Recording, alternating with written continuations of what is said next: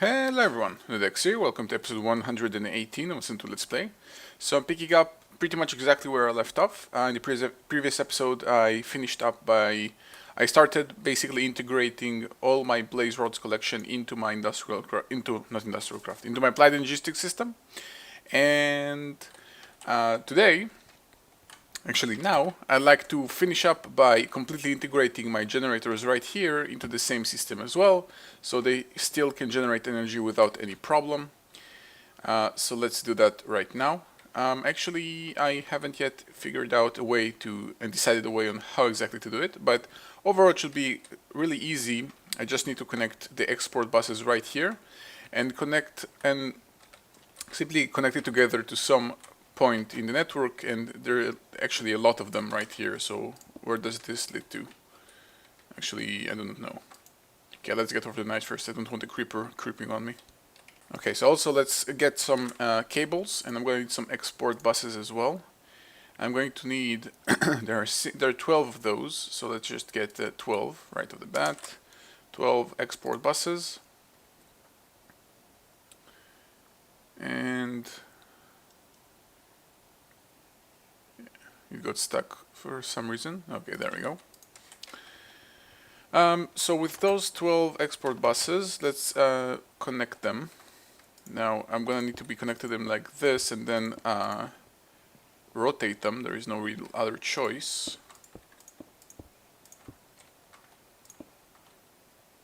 Did I miss one? Oh, this one isn't. This one shouldn't be an export bus.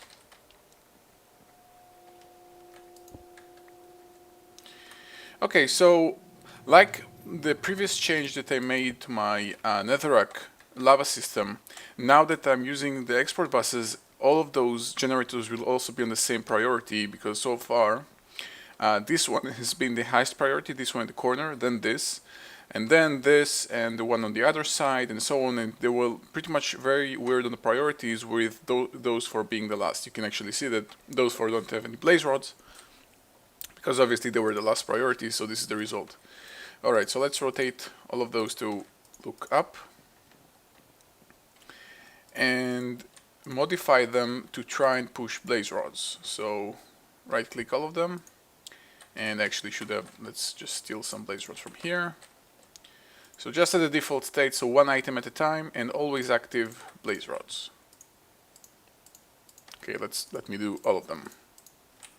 Okay, so all of them are set to push blaze rods into the system. Now the last remaining thing to do is actually connect them. So let's again figure out a way on how do I want to connect this. Where does this lead? I don't yet know. This leads to the MFSU. This leads here. So let's where does this lead? Well, I'm gonna need to have all of those cables here. There is no way to avoiding that, but I could just come here from the side somewhere. So say right about here, I can just pull a cable going from outside of the wall and doing this. So this is connected and this is connected. Okay, and let's just seal up everything. So this is white stuff, and this is red stuff, and this is cobblestone. There we go. Everything looks okay. Everything is connected, and all of those generators are now receiving blaze rods. Now there is still the question of whether or not my one blaze farm can actually maintain 12 of those generators, and that's something that I don't actually really know. This is still running. This is running all the time. It's not generating any experience because I don't want to get any experience, so the snowball deployers are off, but it's still killing them. I will need to track this, see if it actually keeps up with itself. Well, I obviously can also take out this HV1, the one that I placed here temporarily, and get it back to the HV solar factory. It seems to be fine, kind of, but I won't really know. It's something that's simply gonna need to have some time to figure out. So, simply gonna let it run. Just came here to take a quick look at my ME controller. I'm already picking pretty much at 140 units per tick. So that's 70 EU per tick, or pretty much 3.5 geothermals running all the time. Now at the moment all of them are turned on because I just charged up my suit, so they're still needing to refill all the internal buffers, but yeah, 3.5 geothermal running it all the time to power everything here, so it's starting to kind of cost me a little bit. Alright, so the second thing that I wanted to complete before ending the previous episode but did not have enough time was actually to completely cover the recipe for nether stars.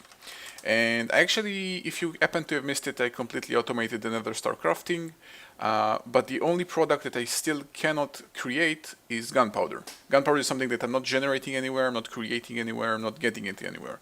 Everything else is created, either farmed or from bees or whatever, but gunpowder I do not have. So there are many ways to create it. I already said previous episode that the Tomb of the Alchemist method I'm not going to go for. I think it's a little bit unbalanced, at least for what I want. This was an option. The problem is that I don't know how to get saltpeter. I have no clue how to get saltpeter ore. It has no recipe, and probably something that you mine, but I have no clue where to mine it. Definitely not something that I can run with my red power quarry, because it would have already been mined, so that's out of the question. However, there is this recipe. Actually, is there anything else here? Well, they can come from combs, but that's kind of powdery combs. I do remember getting to that point. I think it was the austere bee. Yeah, the bee that makes you explode. You know, maybe I can set one of those bees in an alvear, let it run. No, but I prefer getting it this way. Alright, so getting the gunpowder this way, you have this basically, I think those are the exact same recipes. Oh, you can use charcoal instead of coal. I'm gonna use coal. Coal is a little more accessible to me. So I'm gonna need something called niter, I'm gonna need something called sulfur, and I'm gonna need coal. Coal is not a problem. Niter is something you get when you pulverize sandstone. You have 10% chance of getting niter. I think that's pretty much exactly the same. You can do the same thing with saltpeter. You then also get saltpeter and a chance to get niter. But then again, I don't have a clue on how to get saltpeter. So pretty much I can have this recipe running because I have no problem with sandstone. I'm actually getting rid of it up there, somewhere up there, because I have a ton of it. Well, I'm actually not yet getting rid of it, but it's not a problem whatsoever. What else? Whoops, wrong recipe. Okay, so niter I can simply pulverize sandstone for, and sulfur I can pulverize either blaze rods, which is what I'm probably going to do, or netherrack. Now I could pulverize netherrack, but I'm gonna try not to do it. It's also lower percentage, and I really prefer using blaze rods. Or I could pulverize sulfur ore, but again, no clue how to get it. Is there any other method to get it? Induction smelter, it could be a byproduct. No, okay. So pulverizing blaze rods and pulverizing sandstone is what I'm going to need to do. So the first thing I'm probably going to need to do is first interface a pulverizer into my network. So let's get that done. Okay, so I actually decided I should probably integrate the pulverizer recipe into my applied logistics system because I'm probably going to use it in the future a lot. So let's do that. So I'm going to need a piston. I'm going to need some copper. I'm going to need some flint. And to top it off, things that I don't have are gold and glass, and I think redstone, and that's pretty much it. Let's see. I'm going to need, I have this. This recipe I need to set up, so I'm also going to need iron actually. And I think that's it. Let's get some blank patterns, of course. And let's craft a little bit more. Okay, so let's set up the recipe. So the recipes that I'm missing is the pulverizer itself, the reception coil, and the machine frame. So the machine frame looks like this, and the reception coil looks like this. So let's create each of those. So this is the pattern for the reception coil. and this is the pattern for the machine frame. There we go. And for the actual thing, let's just create one. So let's create one of those and one of those and paste the recipe. So a piston, flint, copper, this thing, and this thing gives me the pulverizer. Insert all of those, get rid of all the excess things, and please give me a pulverizer. Begin. Done. Okay, so I've got the pulverizer. I'm going to need an ME interface. So let's get a bunch. Do I have any excess comb, by the way? Apparently not. Okay.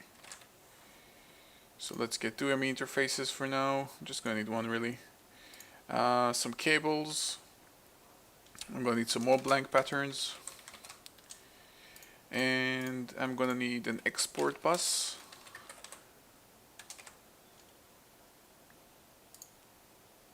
And not export, import bus. This will do. And I'm pretty sure that's it. I'm thinking, well, it's gonna be working differently. The pulverizer works differently. There shouldn't be any problem. Alright, let's do it downstairs. I'm going to also a conduit, an energy conduit. Am I storing them here? Nope. Where are my energy conduits?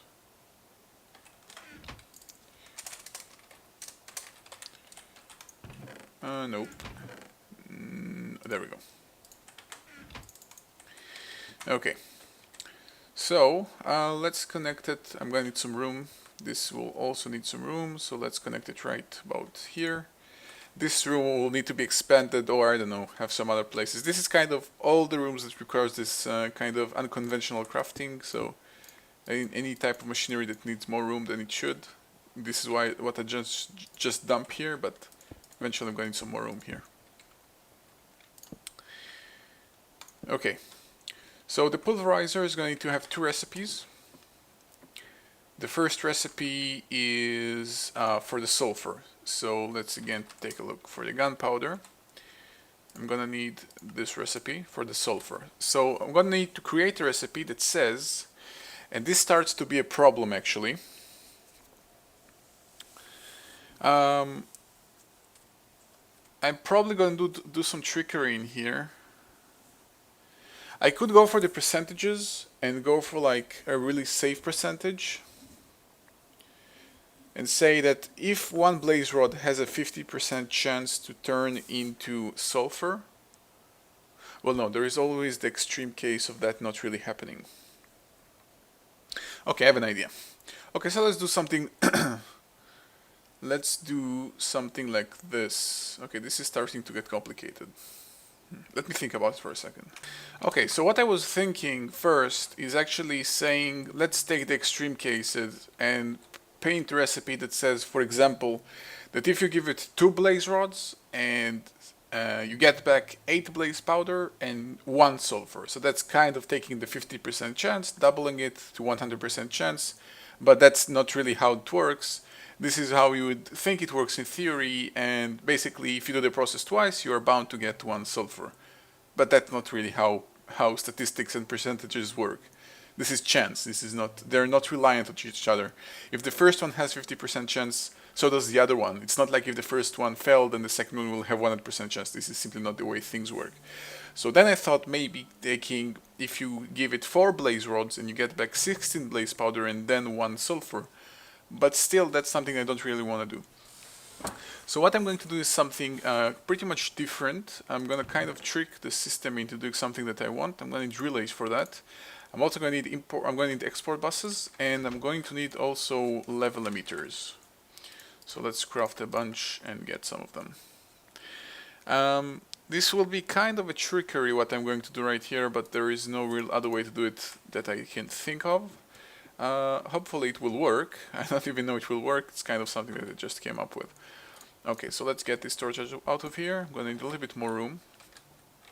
And I'd like to have a lot more room, so actually let's place this in here and let's get all the cabling go underground.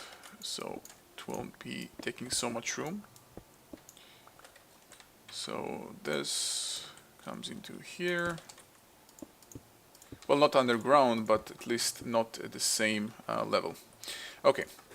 So let's do something like this. A pulverizer has only one input slot, obviously. So let's have the top one being that blue slot. Let's completely disable everything else.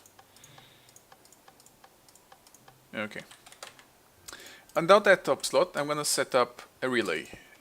So the relay will simply try to push stuff on the top slot, pulverizing them. It doesn't care what or why.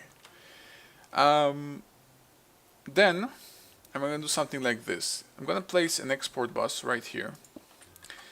That export bus will be exporting blaze rods. Let's actually pick some using my wireless stuff. So I'm going to need some blaze rod.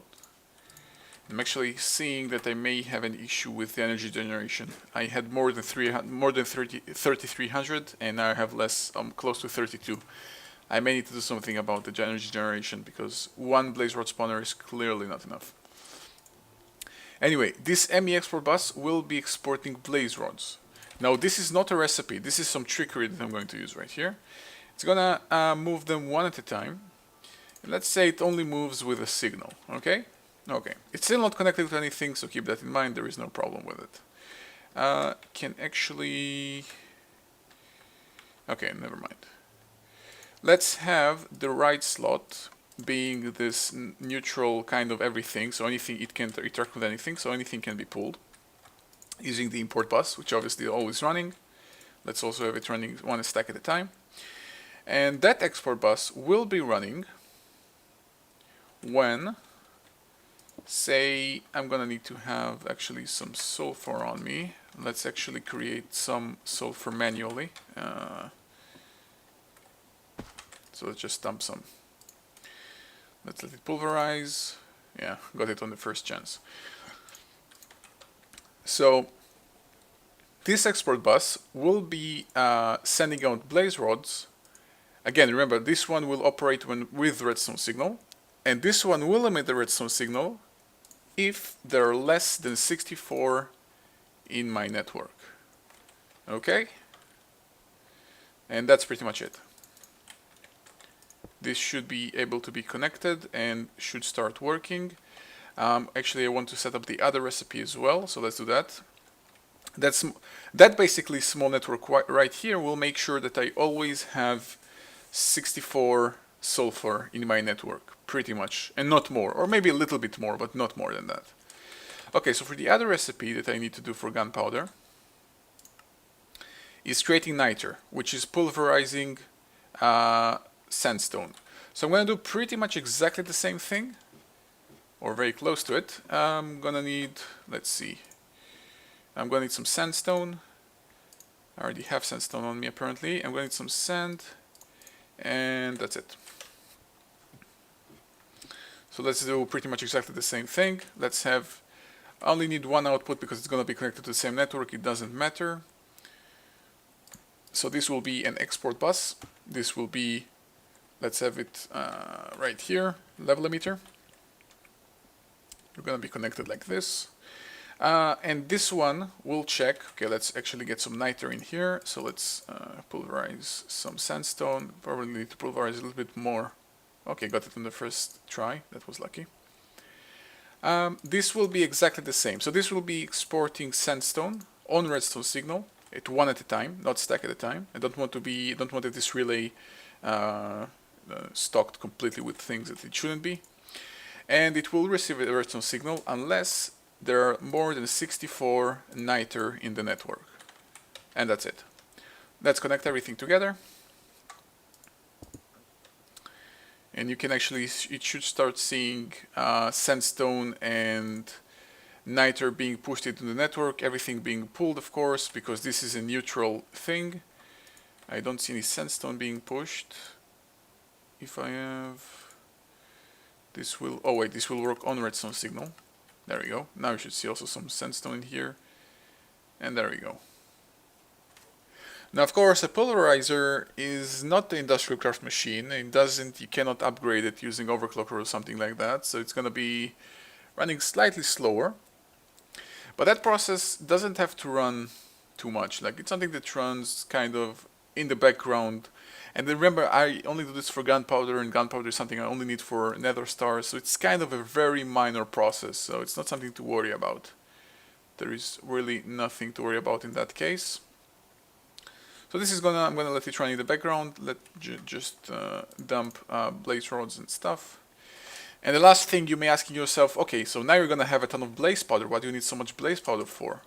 And you will be correct. So let's also fix that, because even though sulfur is a byproduct of macerating blaze rods, for me, in that case, actually the blaze powder is the byproduct, because that's not something I'm interested in. And it's starting to build up already. So what I'm going to do is something very simple. Let's use another export bus, another level emitter. I should get one more level emitter. And I already have the compressor right about here, so let's trick that as well. Let's tell that compressor using an export bus and a level emitter.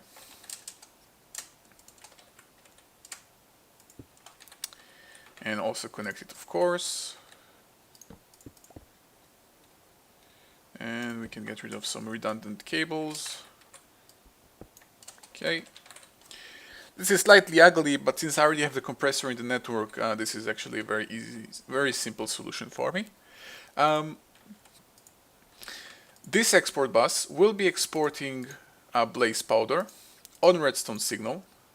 And this one will be doing it a stack at a time, not one at a time, because the thing is with the blaze powder recipe, it's gonna be using it requires to have let's see, where is it?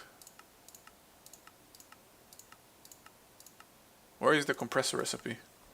Okay, I don't know, but you can compress it. I know you can.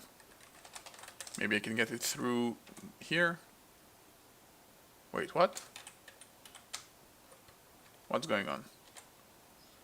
There should be a compressor recipe. Oh, it's already, whoops.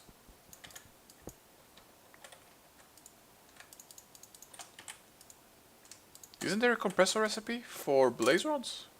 For blaze powder? Well, I guess not. Or is it a crafting recipe?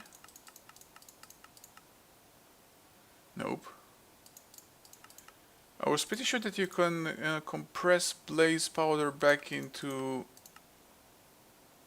Okay, I can do this. And I can create magma cream if I really want to.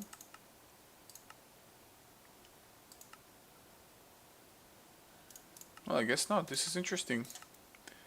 Or maybe it was removed in the config options because of unbalanced problem. There was a problem in the past with blaze powder being...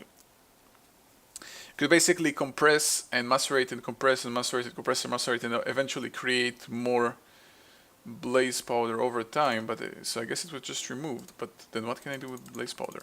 I guess nothing. So I'm pretty much just stuck with a ton of blaze powder then, I guess. This is unfortunate. I didn't know about that. Surprise, surprise.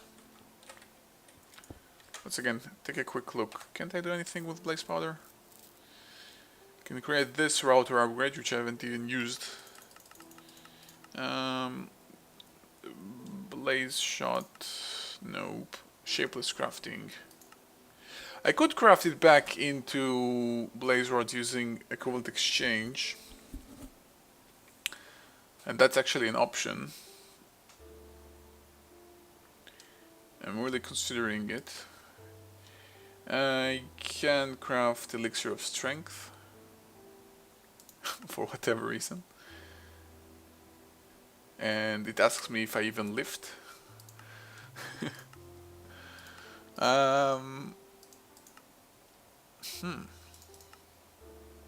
Brewing doesn't help me. A rolling machine doesn't really help me.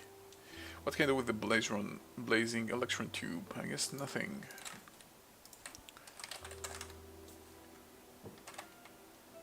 Okay, nothing. So I guess I kind of am stuck with a lot of blaze powder, but at least it's only going to run as long as I don't have enough of those sulfur in the network. At the moment I have, how much? I have 25 sulfur, and in terms of niter I have 4. So this pulverizer will be running kind of non-stop for the near future. It's already full, the reel is pretty much full. Yeah, eventually it's gonna balance itself out. Okay, so let's introduce the recipe for creating gunpowder after all of that, because that's what I was doing pretty much. So it's gonna require, I'm gonna use coal because I have a ton of coal. Let's use the niter, sulfur of course, and the niter. And add the recipe that says that if you place 1 coal, 1 sulfur, and 1 niter, you get gunpowder.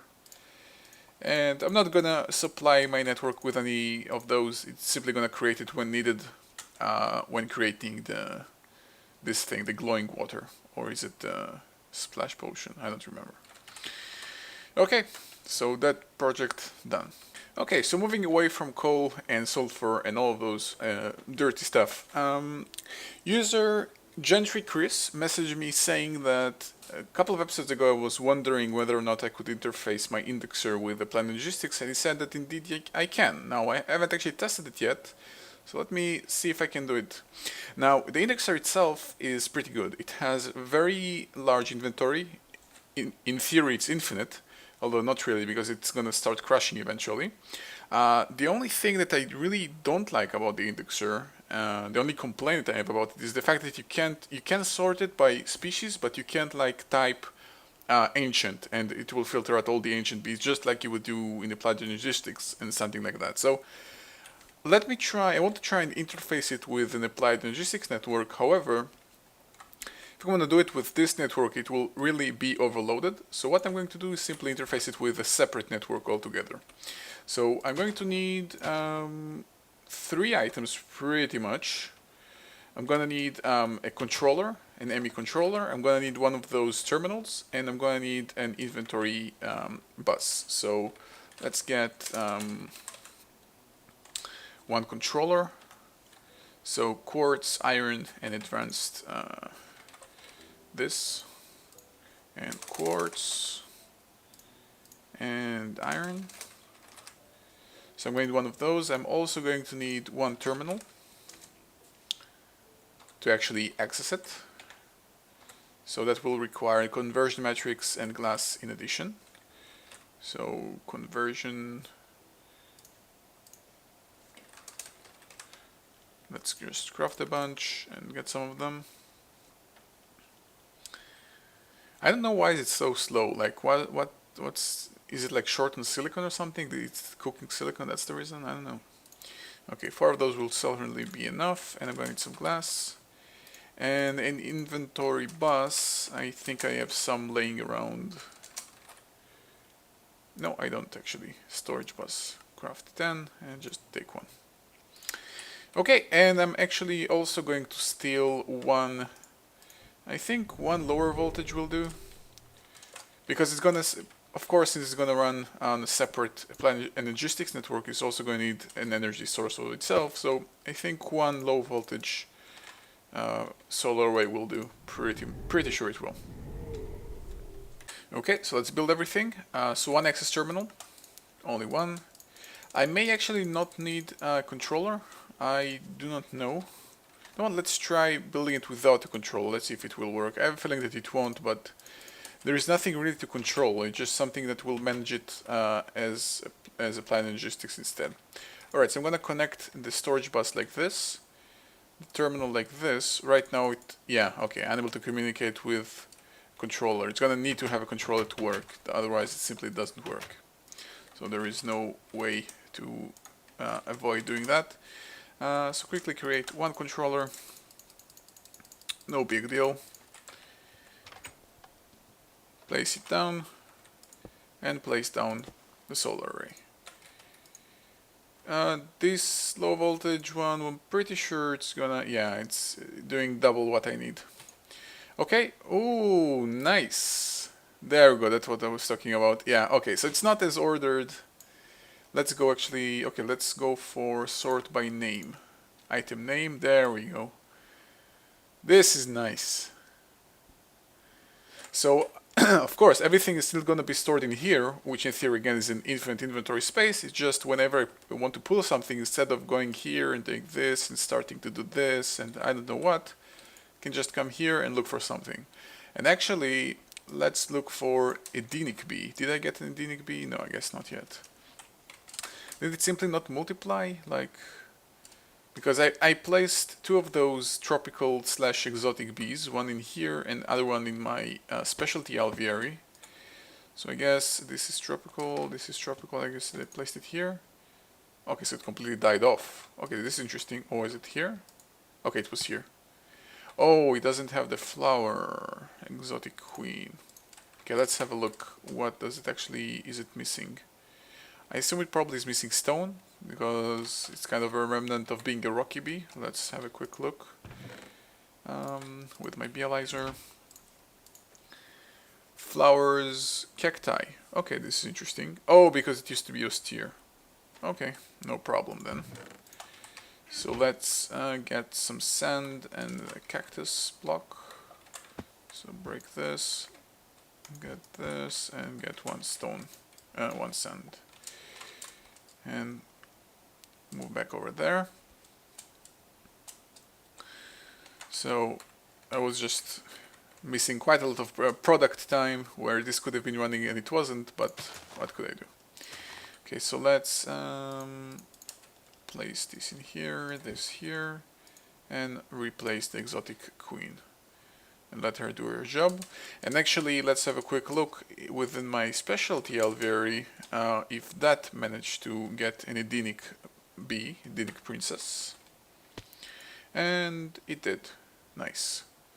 Okay, so I still got my tropical one, so let's combine it again with another exotic one. And actually, again, let's do it here. So I can just come here and pull an exotic drone. This is extremely convenient. You have no idea how much, actually. Okay, but maybe you do, but this is really nice. And again, remember, this is a separate network from my applied logistics main network, because I don't want, when I come here, to suddenly have everything here populated by bees.